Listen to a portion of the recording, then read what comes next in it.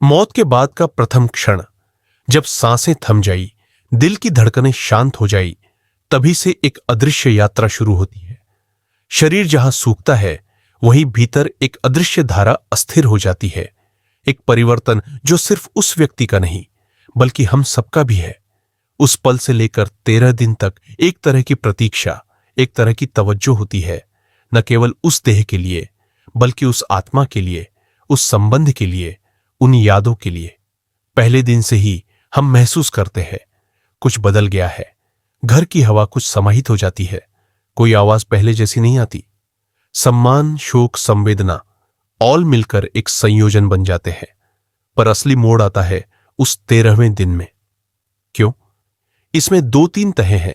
धार्मिक, आध्यात्मिक और मानव संबंधित। धार्मिक दृष्टि से देखा जाए तो हिंदू चिंतन में यह माना गया है कि मृत्युपरांत आत्मा कुछ दिनों तक इस जगत से जुड़ी रहती है।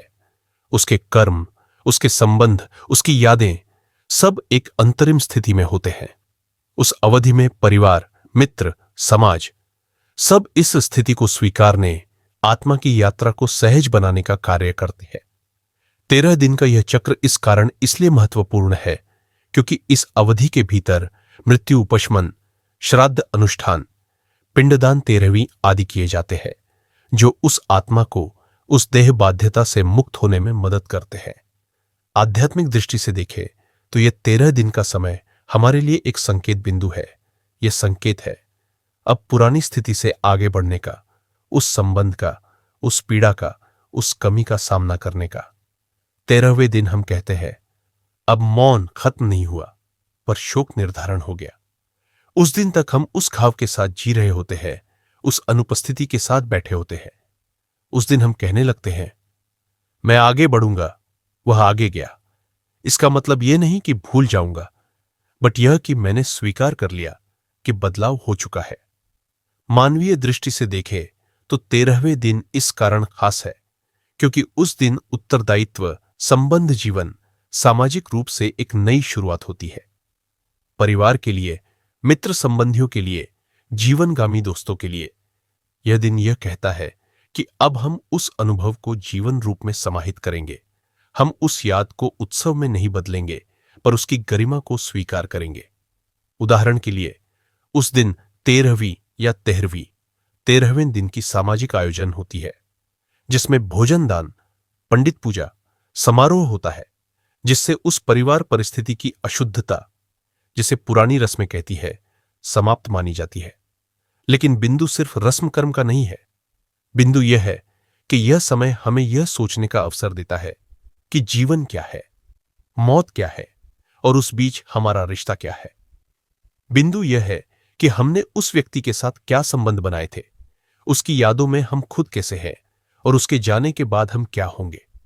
उस 13 दिन की अवधि हमें भीतर झांकने का समय देती है। हम अपने भय, अपनी अनिश्चितताओं, अपनी भावनाओं के समक्ष खड़े होते हैं।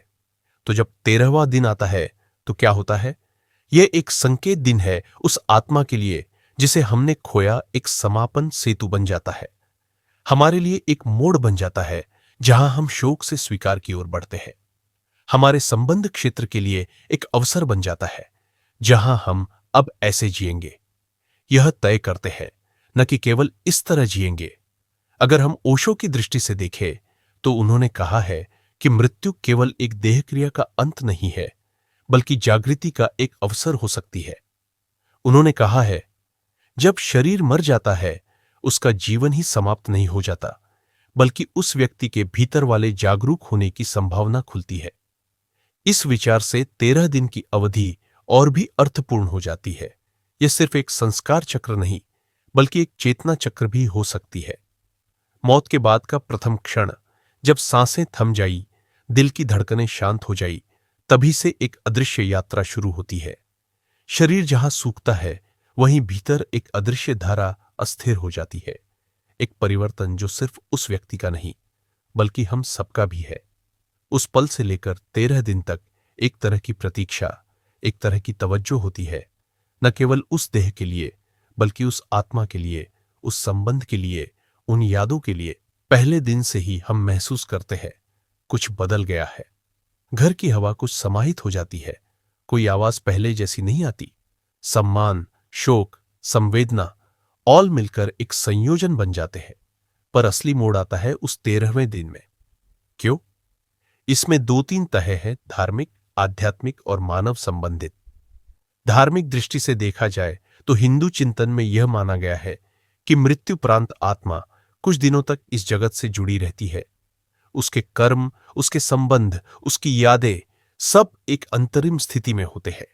उस अवधि में परिवार, मित्र, समाज सब इस स्थिति को स्वीकारने, आत्मा की यात्रा को सहज बनाने का कार्य करते हैं। 13 दिन का यह चक्र इस कारण इसलिए महत्वपूर्ण है क्योंकि इस अवधि के भीतर मृत्यु उपशमन, श्राद्ध अनुष्ठान, पिंडदान 13वीं आदि किए जाते हैं, जो उस आत्मा को उस देह बाध्यता से मुक्त होने में मदद करते हैं। आध्यात्मिक दृष्टि से देखें तो यह 13 दिन का समय हमारे लिए एक संकेत बिंदु है या संकेत है अब पुरानी स्थिति से आगे बढ़ने का, उस संबंध का, उस पीड़ा का, उस कमी का सामना करने का। 13वें दिन हम कहते हैं अब मौन खत्म नहीं हुआ पर शोक निर्धारण हो गया। उस दिन तक हम उस घाव के साथ जी रहे होते हैं, उस अनुपस्थिति के साथ बैठे होते हैं। उस दिन हम कहने लगते हैं मैं आगे बढ़ूंगा, वह आगे गया। इसका मतलब यह नहीं कि भूल जाऊंगा, बट यह कि मैंने स्वीकार कर लिया कि बदलाव हो चुका है। मानवीय दृष्टि से देखें तो 13वें दिन इस कारण खास है क्योंकि उस दिन उत्तरदायित्व, संबंध जीवन, सामाजिक रूप से एक नई शुरुआत होती है। परिवार के लिए, मित्र संबंधियों के लिए, जीवनगामी दोस्तों के लिए यह दिन यह कहता है कि अब हम उस अनुभव को जीवन रूप में समाहित करेंगे। हम उस याद को उत्सव में नहीं बदलेंगे पर उसकी गरिमा को स्वीकार करेंगे। उदाहरण के लिए उस दिन 13वीं या 13वें दिन की सामाजिक आयोजन होती है जिसमें भोजन दान, पंडित पूजा, समारोह होता है जिससे उस परिवार परिस्थिति की अशुद्धता, जिसे पुरानी रस्में कहती है, समाप्त मानी जाती है। लेकिन बिंदु सिर्फ रस्म कर्म का नहीं है। बिंदु यह है कि यह समय हमें यह सोचने का अवसर देता है कि जीवन क्या है, मौत क्या है और उस बीच हमारा रिश्ता क्या है। बिंदु यह है कि हमने उस व्यक्ति के साथ क्या संबंध बनाए थे, उसकी यादों में हम खुद कैसे हैं और उसके जाने के बाद हम क्या होंगे। उस 13 दिन की अवधि हमें भीतर झांकने का समय देती है। हम अपने भय, अपनी अनिश्चितताओं, अपनी भावनाओं के समक्ष खड़े होते हैं। तो जब 13वां दिन आता है तो क्या होता है? ये एक संकेत दिन है उस आत्मा के लिए जिसे हमने खोया। एक समापन सेतु बन जाता है हमारे लिए, एक मोड़ बन जाता है जहां हम शोक से स्वीकार की ओर बढ़ते हैं। हमारे संबंध क्षेत्र के लिए एक अवसर बन जाता है जहां हम अब ऐसे जिएंगे, यह तय करते हैं, न कि केवल इस तरह जिएंगे।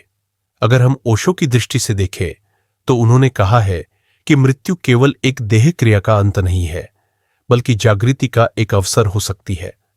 उन्होंने कहा है जब शरीर मर जाता है उसका जीवन ही समाप्त नहीं हो जाता बल्कि उस व्यक्ति के भीतर वाले जागरूक होने की संभावना खुलती है।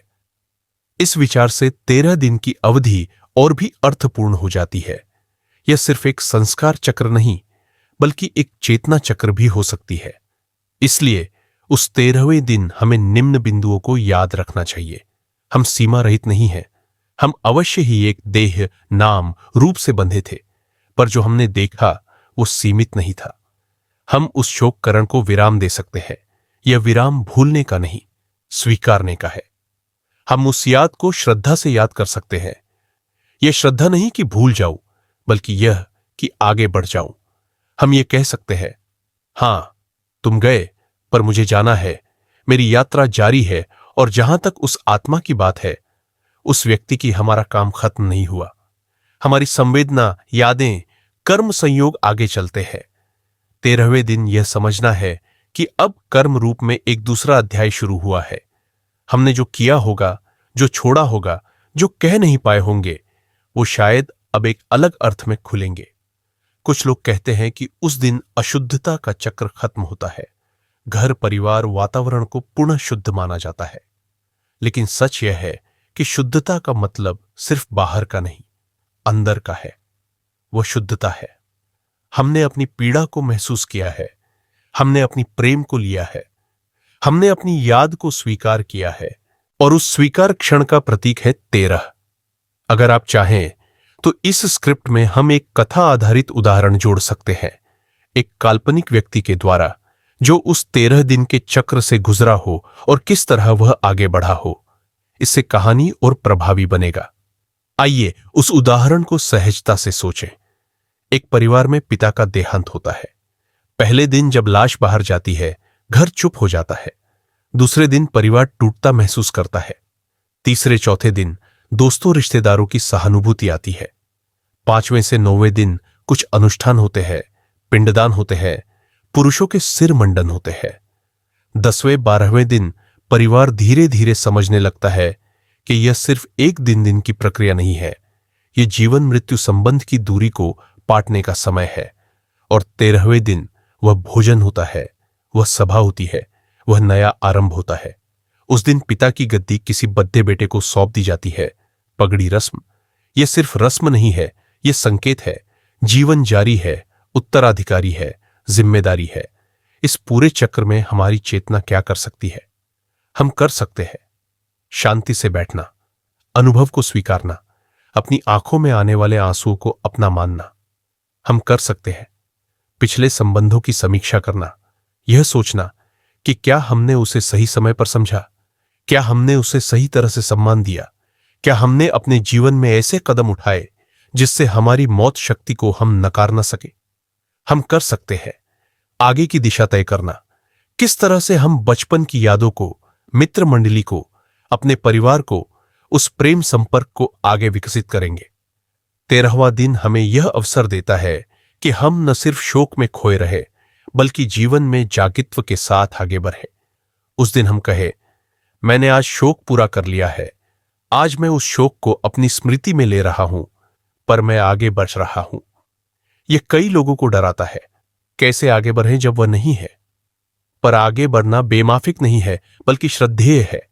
वह व्यक्ति चाहे नहीं रहा, पर उसकी ऊर्जा, उसकी प्रेरणा, उसकी यादें हमारे भीतर जीवित रह सकती है। और अंत में यह संदेश है कि मृत्यु अंत नहीं है। मृत्यु हमेशा एक अंत नहीं, एक परिवर्तन है। उद्धार, विश्राम, यात्रा, ये शब्द सिर्फ धार्मिक नहीं, बल्कि रोज के जीवन के भी हो सकते हैं। हम कहते हैं जब कोई चला जाता है तो उसकी कमी होती है, पर उस कमी का बोझ हम जीवन में नहीं बनाए। हम उस कमी को एक दिशा दे, एक संकेत दे कि आप गए, पर आप मेरी जीवन क्वालिटी में भागीदार बने रहेंगे। तो जब अगले बार आप किसी की 13वीं दिन की रस्म देखें, तो याद रखें, यह सिर्फ एक सामाजिक पारिवारिक समारोह नहीं है, बल्कि एक आध्यात्मिक मोड़ है, एक अवसर है हमारे भीतर के परिवर्तन का, हमारे संबंध चक्र का, हमारी चेतना प्रगति का। और आप चाहे शोक में हो, चाहे उज्जवल स्मृति से भरे, ये जान ले कि 13वां दिन आपका, उनका और उस रिश्ते का एक नया आरंभ है। अगर यह बात दिल को छू गई हो तो आज ही कुछ पल चुप रहो, अपने भीतर झांको, जिसे खोया है उसे महसूस करो और फिर जीवन की ओर एक नया कदम बढ़ाओ।